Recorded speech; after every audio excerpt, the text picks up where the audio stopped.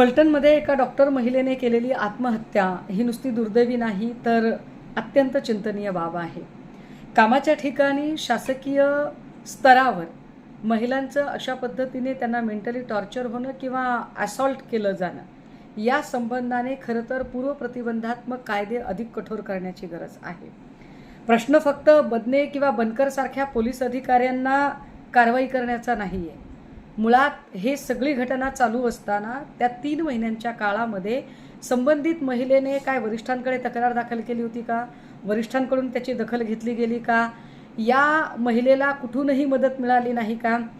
कायदा सुव्यवस्थेची बूज राखण्याची जबाबदारी ज्यांच्यावर आहे, जे कायद्याचे रक्षक आहेत, तेच जर भक्षक होणार असतील तर दाद कुणाकडे मागायची?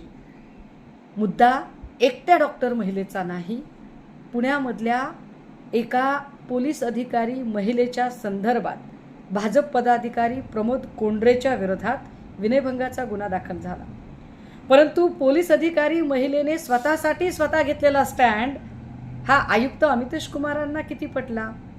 कारण जबरदस्तीने या महिला पोलीस अधिकाऱ्यांची नंतर बदली करण्यात आली।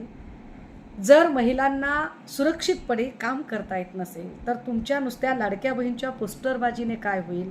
हा खरा चिंतनाचा मुद्दा आहे।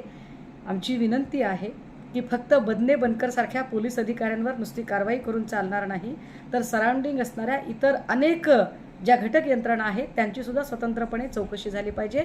या संपूर्ण प्रकरणाची SIT चौकशी व्हावी अशी आमची ठाम मागणी आहे।